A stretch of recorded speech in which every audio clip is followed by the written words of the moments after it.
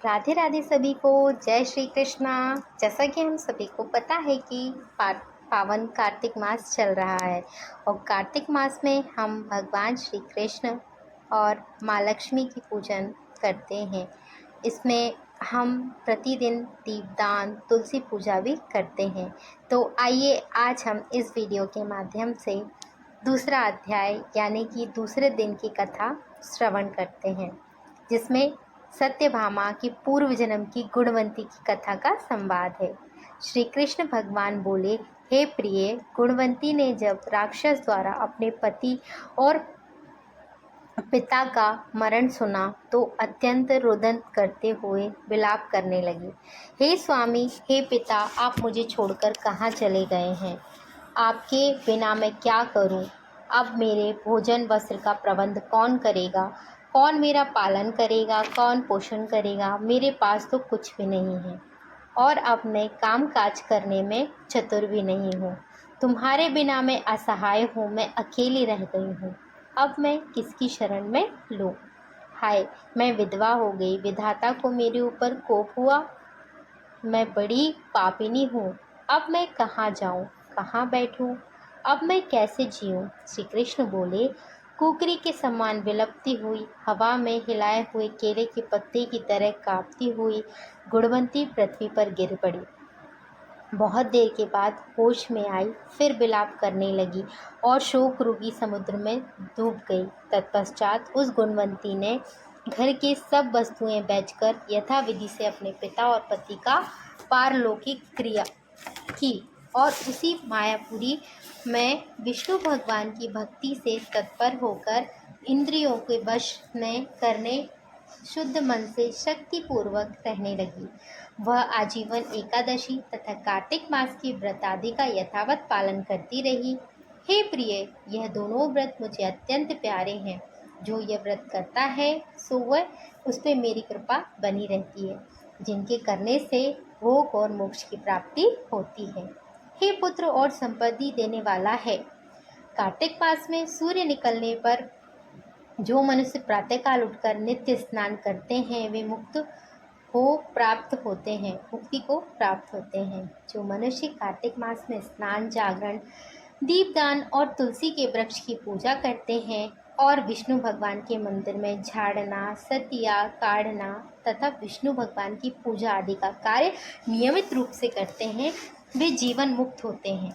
जो कार्तिक में 3 दिन भी ये नियम पालन करते हैं वे देवताओं की तरह पूजे जाते हैं और जो जन्म भर प्रत्येक वर्ष करते रहते हैं उनको तो क्या ही कहना है। इस प्रकार वह गुणवंती प्रत्येक वर्ष कार्तिक व्रत और भक्तिपूर्वक विष्णु भगवान का नित्य नियम पूजन करने रही।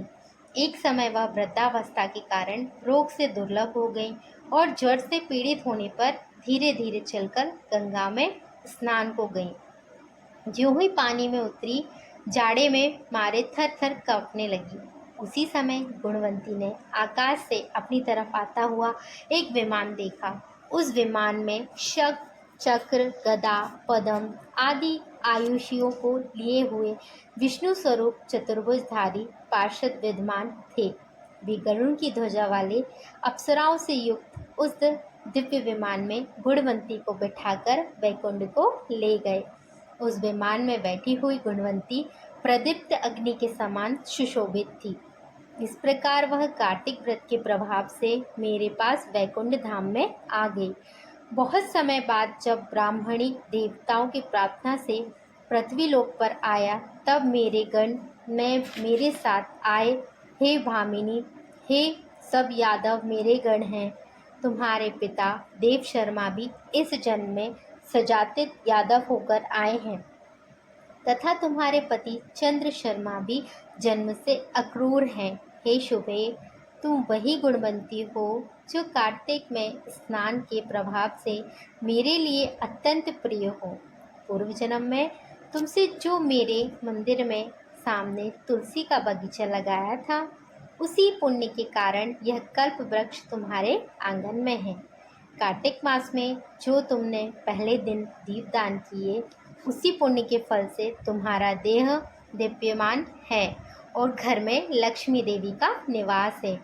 उस जन्म में तुमने जो संपूर्ण व्रताधिक पति स्वरूप भगवान को अर्पण किए, इसलिए तुम मेरी प्रिय बनी हो।